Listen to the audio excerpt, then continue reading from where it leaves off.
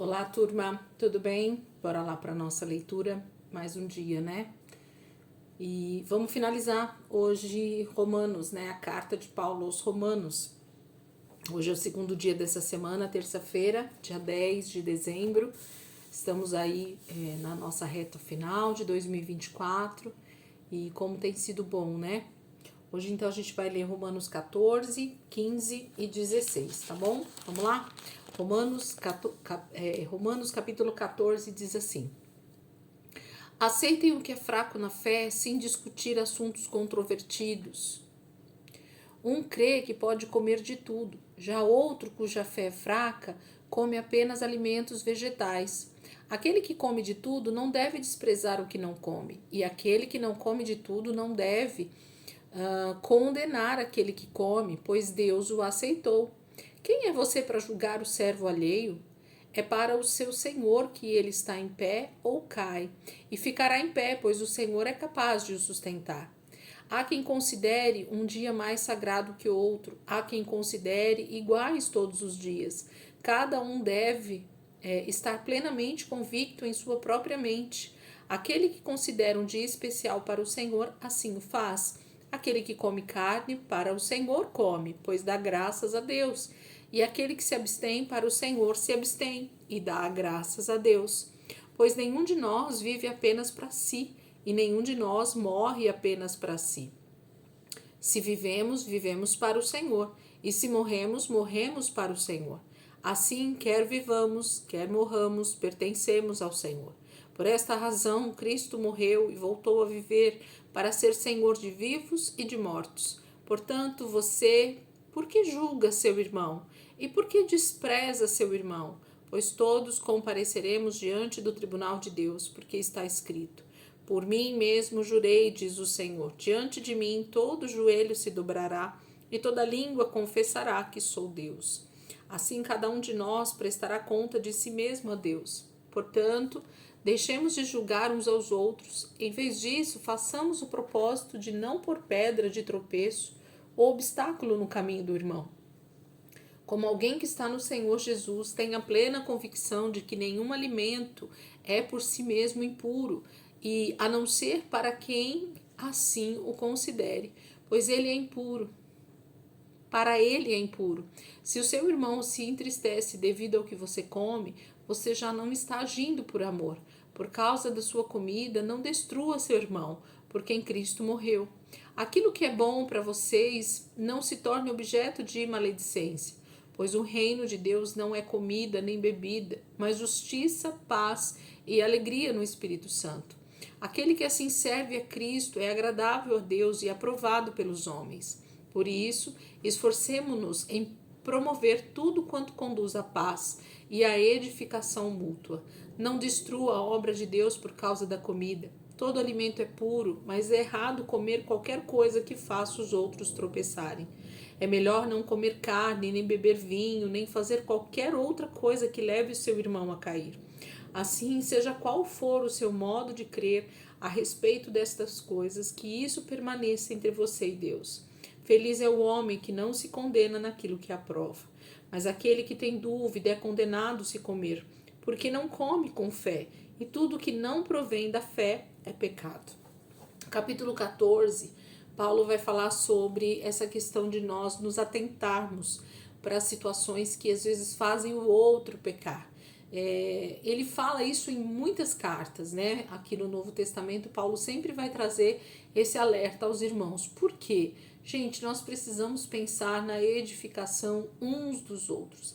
Então, se alguma atitude minha tem feito meu irmão pecar, tem feito meu irmão julgar, tem feito meu irmão tropeçar, eu preciso rever a minha forma de amar o meu próximo.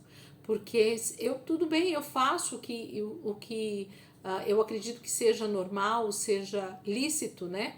Mas se para o outro aquilo tem trazido algum tipo de julgamento, de condenação, nós podemos sim nos abster de algumas coisas para que o nosso irmão seja edificado. Como eu falei para vocês, o ideal é sempre dar uma mergulhada nesses textos para estudar um pouquinho mais a fundo, para ver contexto, para ver do que Paulo estava falando, porque aí a gente consegue compreender melhor o que ele está nos ensinando. Capítulo 15. Nós que somos fortes devemos suportar as fraquezas dos fracos e não agradar a nós mesmos. Cada um de nós deve agradar ao seu próximo para o bem dele, a fim de edificá-lo, pois também Cristo não agradou a si próprio, mas, como está escrito, os insultos daqueles que te insultam caíram sobre mim.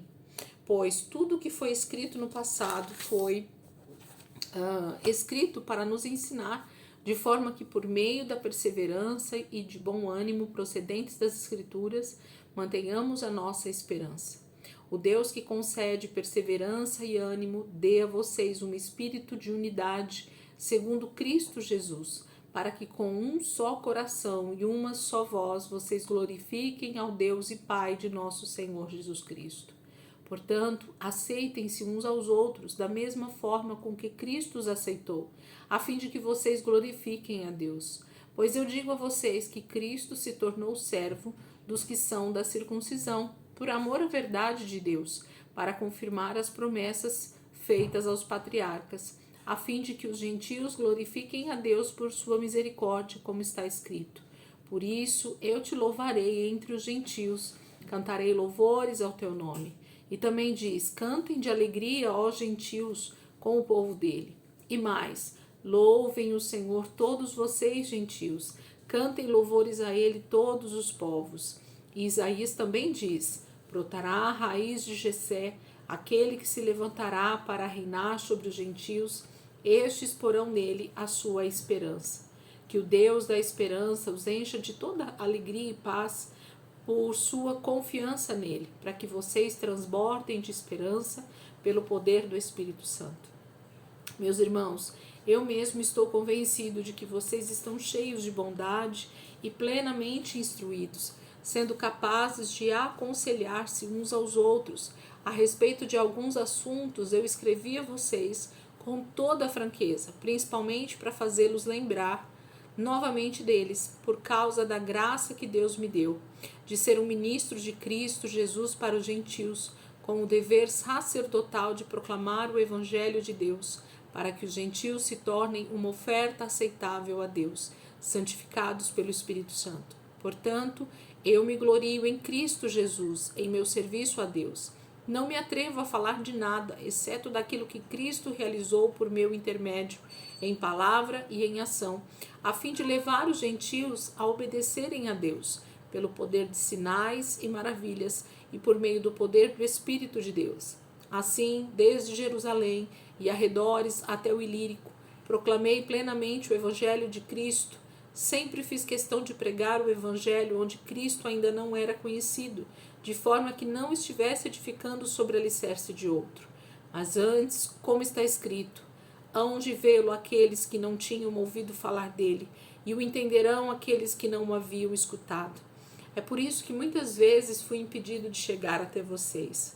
Mas agora, não havendo nestas regiões nenhum lugar em que precise trabalhar, e visto que há muitos anos anseio vê-los, planejo fazê-lo quando for à Espanha. Espero visitá-los de passagem e dar a vocês a oportunidade de me ajudarem em minha viagem para lá, depois de ter desfrutado um pouco da companhia de vocês. Agora, porém, estou de partida para Jerusalém, a serviço dos santos, pois a Macedônia e a Caia tiveram a alegria de contribuir para os pobres que estão entre os santos de Jerusalém. Tiveram prazer nisso e, de fato, são devedores aos santos de Jerusalém. Pois se os gentios participaram das bênçãos espirituais dos judeus, devem também servir aos judeus com seus bens materiais. Assim, depois de completar essa tarefa e de ter a certeza de que eles receberam esse fruto, irei à Espanha e visitarei vocês de passagem. Sei que quando for visitá-los, irei na plenitude da bênção de Cristo. Recomendo, irmãos, por nosso Senhor Jesus Cristo e pelo amor do Espírito, que se unam a mim em minha luta, orando a Deus em meu favor. Orem para que eu esteja livre dos descrentes da Judéia e que o meu serviço em Jerusalém seja aceitável aos santos, de forma que, pela vontade de Deus, eu os visite com alegria e com vocês desfrute de um período de refrigério. O Deus da paz seja com todos vocês. Amém. Capítulo 15, Paulo está falando sobre essa questão de estarmos sempre unidos, né? A unidade seja a base da nossa vida, porque o Evangelho chegou a nós, porque os judeus então foram perseguidos, os judeus foram de alguma maneira espalhados, então esse Evangelho pôde chegar até nós. Paulo foi um desses que foi chamado para fazer com que isso chegasse até nós. Depois ele vem falar sobre essa questão de que ele tem a vontade, né, de ir até Roma, porque essa carta vai chegar num tempo em que Paulo não tem a oportunidade de ir até Roma. E o que mais impressiona a gente é que a vontade de Paulo não era ir só a Roma, mas era chegar até a Espanha. Então eu imagino que se Paulo tivesse tido a oportunidade de viver mais alguns anos, de ter a oportunidade de realmente estar vivo mais alguns anos, Paulo teria alcançado muitas outras nações através das suas viagens missionárias. Paulo ele não tinha, como que eu posso dizer, nada atrapalhava, sabe assim, o pensamento de Paulo de avançar.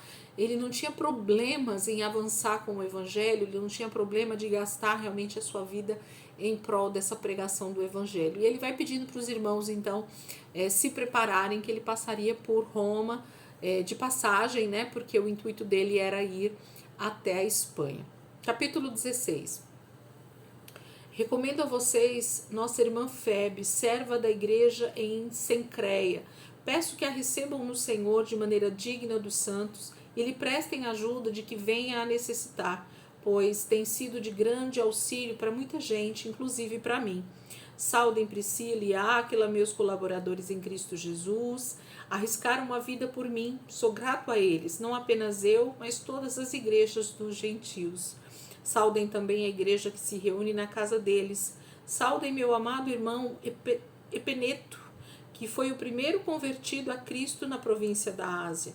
Saudem Maria, que trabalhou arduamente por vocês. Saudem Andrônico e Júnias, meus parentes que estiveram na prisão comigo. São notáveis entre os apóstolos e estavam em Cristo antes de mim. Saudem Ampliato, meu amado irmão no Senhor. Saudem Urbano, nosso cooperador em Cristo, e meu amado irmão Eustaques. Saudem Apeles, aprovado em Cristo. Saudem os que pertencem à casa de Aristóbulo. Saudem Herodião, meu parente. Saudem os da casa de Narciso, que estão no Senhor. Saudem Trifena e Trifosa, mulheres que trabalham arduamente no Senhor. Saudem a amada Perside, outra que trabalhou arduamente no Senhor. Saudem Rufo, eleito no Senhor, e sua mãe, que tem sido mãe também para mim. Saudem Assíncrito, Flegonte, Hermes, Patrobas, Hermas e os irmãos que estão com eles.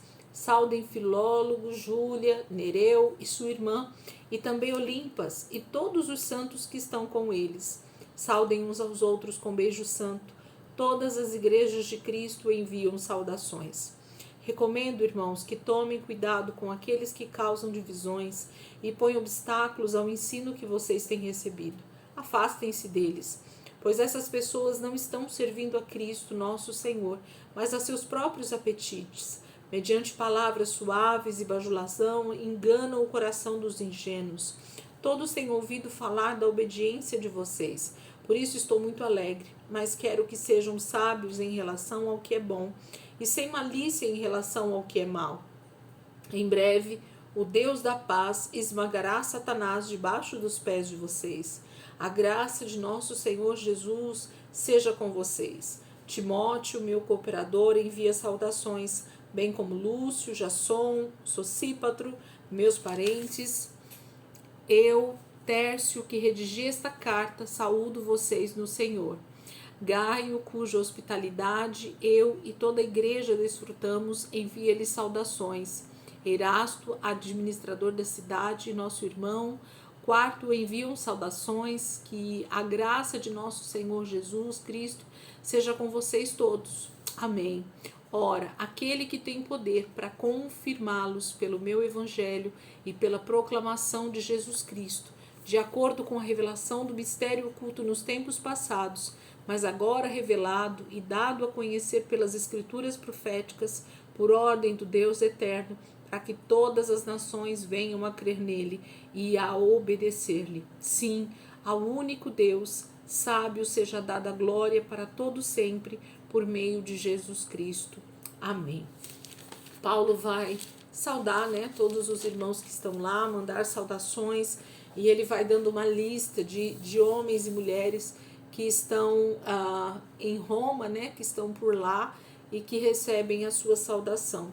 A gente percebe que quem está redigindo essa carta não é Paulo. Paulo provavelmente está ditando essa carta, e quem está escrevendo é Tércio, provavelmente alguém que estava ali auxiliando no ministério de Paulo. Talvez Paulo já não estivesse tão bem nesse momento, ou passando por alguma situação, e aí ele escreve nessa carta para Paulo. Paulo vai ditando e ele vai escrevendo. Amém? A carta aos Romanos, gente, é uma carta extremamente importante dentro do Novo Testamento. Talvez seja uma das cartas mais importantes que Paulo escreve, para que a gente possa entender algumas situações, algumas coisas tão importantes, que é essa questão da eleição, que é essa questão da salvação, que é essa questão de judeus e gentios. Então, eu te aconselho a ler essa carta com mais cuidado, mais algumas vezes durante o ano, se for o caso, né? Fazer um pequeno estudo ou um estudo mais aprimorado dessa carta, porque vale a pena. Tem muita coisa boa aqui que a gente pode estar extraindo, tá bom? Deus abençoe, ótima terça-feira para vocês. Amanhã a gente volta lá para Atos. A gente vai ler mais alguns capítulos lá em Atos. A história está se desenvolvendo no Novo Testamento. Paulo está nas suas viagens. Os apóstolos estão também avançando com a pregação do Evangelho. E é isso que a gente vai ver quarta, e quinta e sexta. Quando for no sábado, a gente já vai lá para Colossenses, Filemon. No domingo a gente começa Efésios e assim sucessivamente. Temos aí uma semana cheia de cartas e de narrativas, né, sobre esse avanço do Evangelho das igrejas aí por Paulo e por tantos outros irmãos, tá bom? Deus abençoe e até amanhã, se Deus quiser.